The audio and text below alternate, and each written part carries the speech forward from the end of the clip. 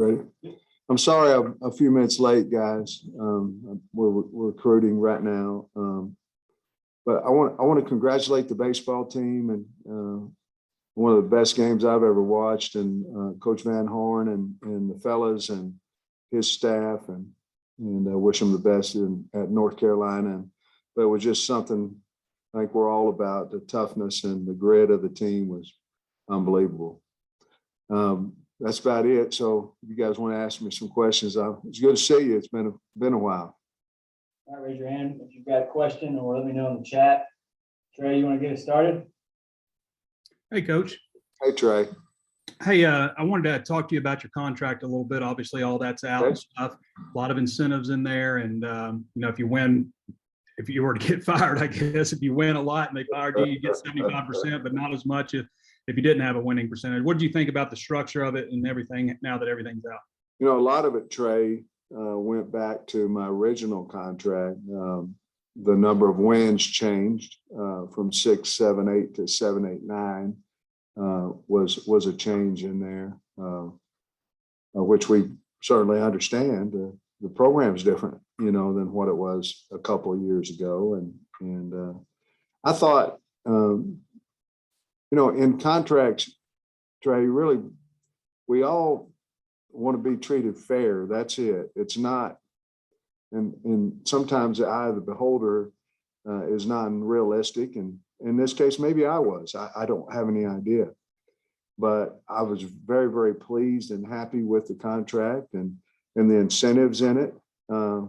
If I want to get paid more money, we need to win football games. And if we don't, then it goes down to 50% in the buyout if they happen to fire me and things of that nature, if we have a losing record. And so I thought it was fair for both. And I was very cautious that I wanted it to be fair for the university as well. I think it put me about 9th in the SEC, and I've only been a head coach for 2 years. And I think to me, it was fair. I was ecstatic to get it. And I thought Jimmy Sexton did a wonderful job with his communication through myself. And you'd have to ask Hunter, but I think they have a really good relationship from this contract. And I'm pleased that this will be my last coaching job. And the non-compete in the SEC is basically stating that stability.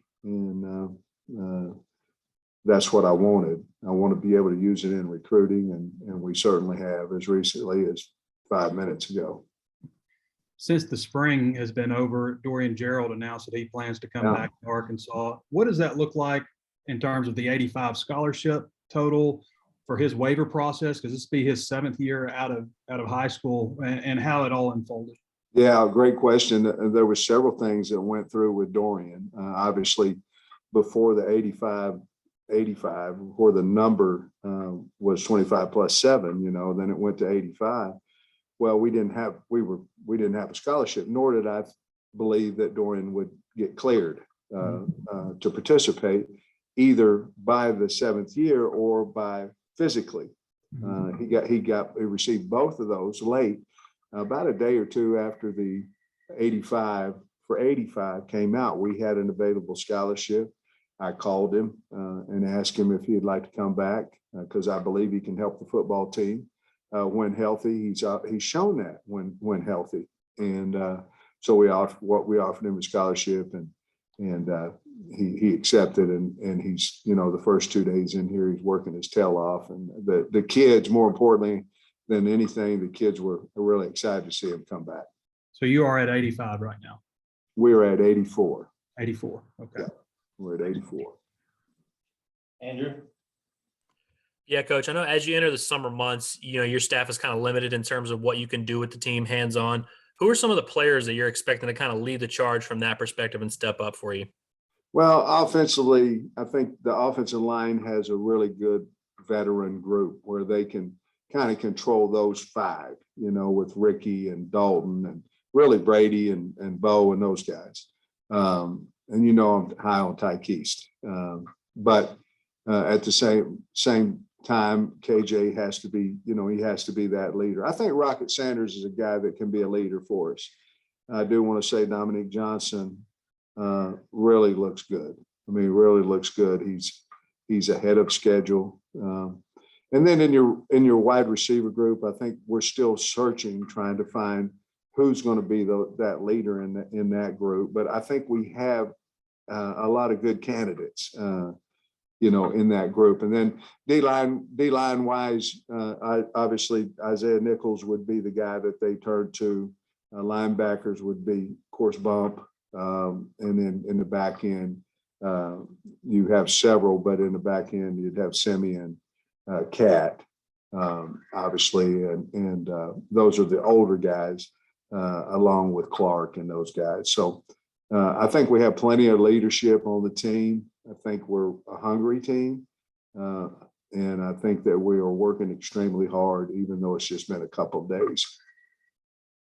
Also wanted to ask you about the recruiting front. Seems like things are kind of picking up there. How good do you and your staff feel about things kind of heading into the month of June? Well, we feel good. Obviously, we have a few guys committed now, and we have 33 official visits between starting of this week and through the end of June. You have to hit.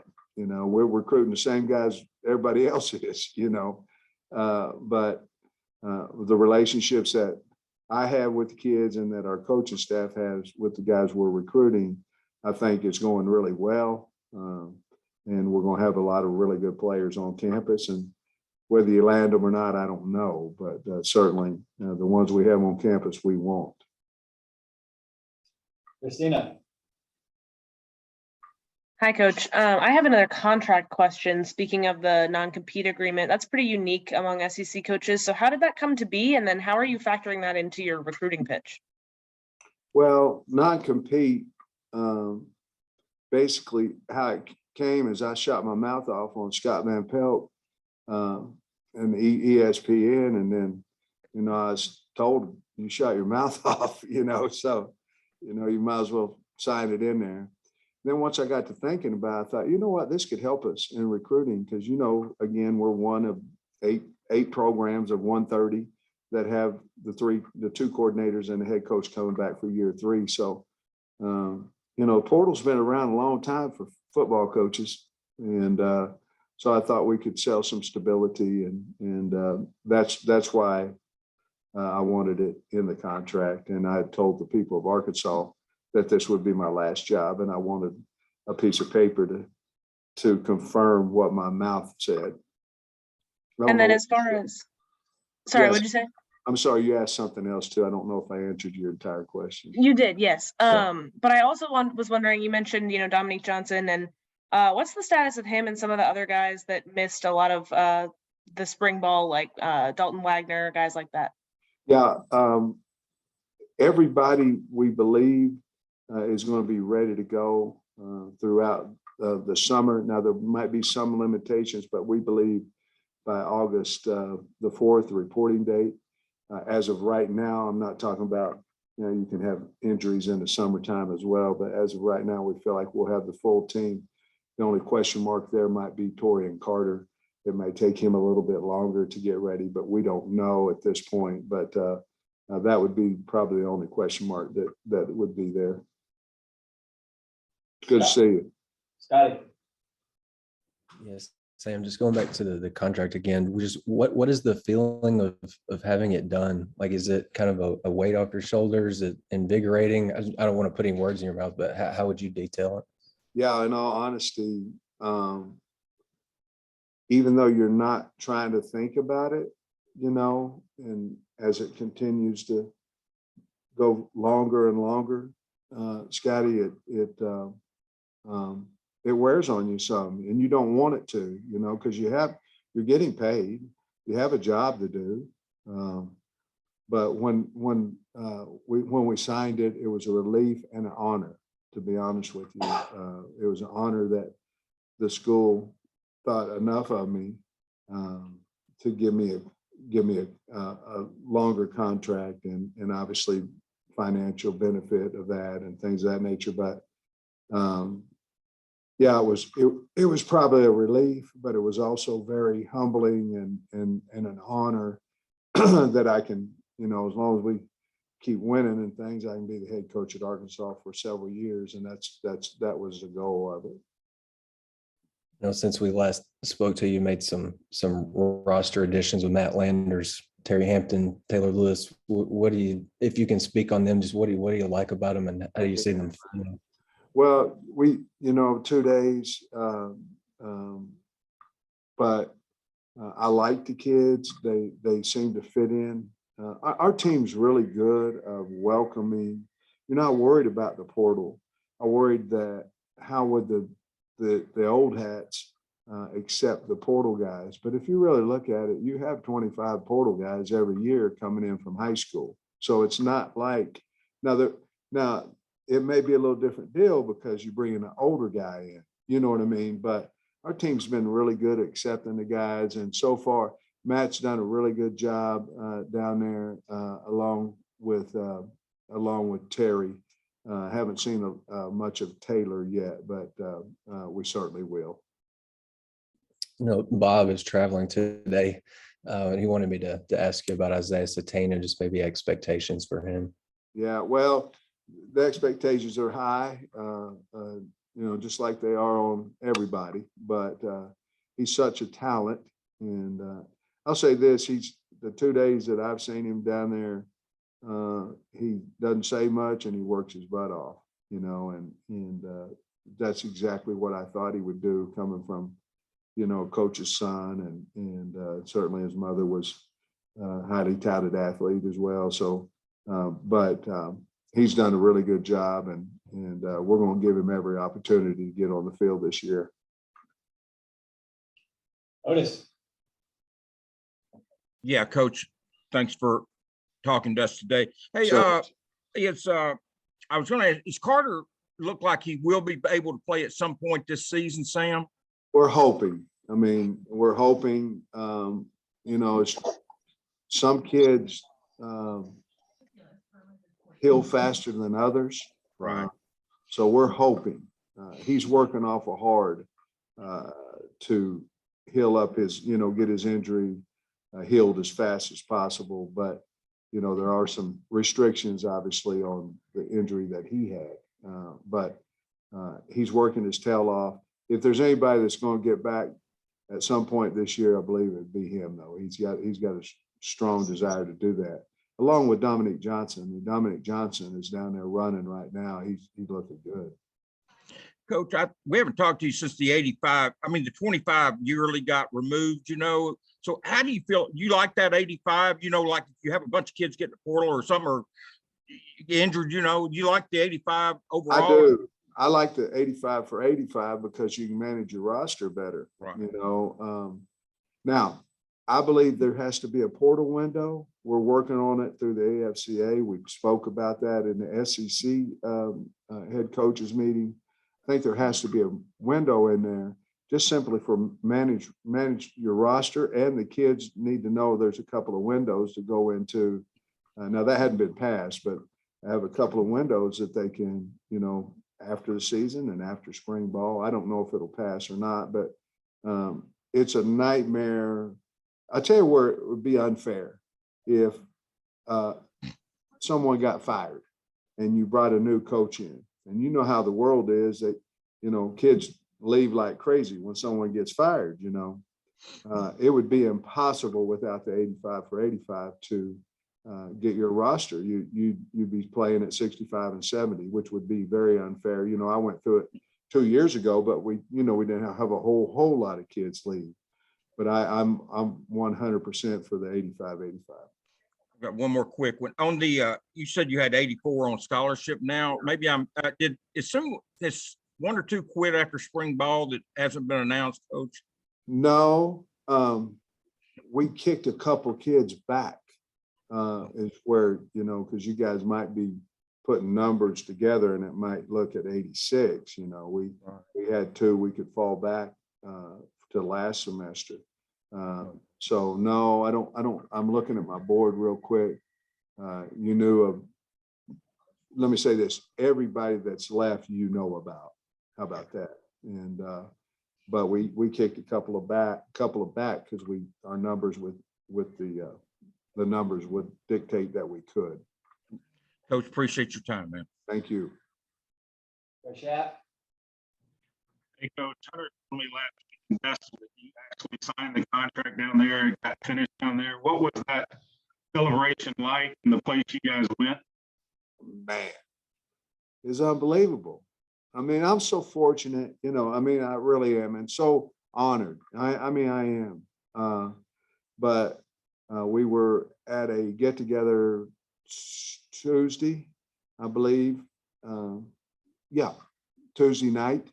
And Hunter had the contract and we went up to his room and signed it. And then the university took all kinds of, you know, the faculty rep and you know, the administration and Muss and Coach Neighbors, and of course Van Horn he was working, and we all went to dinner. But it was a wonderful night for not only myself but for Jamie as well, and it was really cool that we got to celebrate that night together, and just a privilege and honor to be the head coach at Arkansas, and that's how I felt.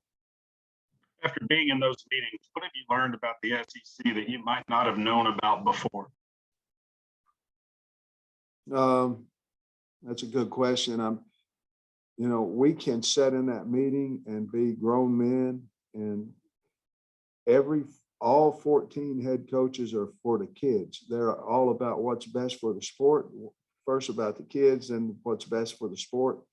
We had really good dialogue. There's a lot of brilliant guys in that room.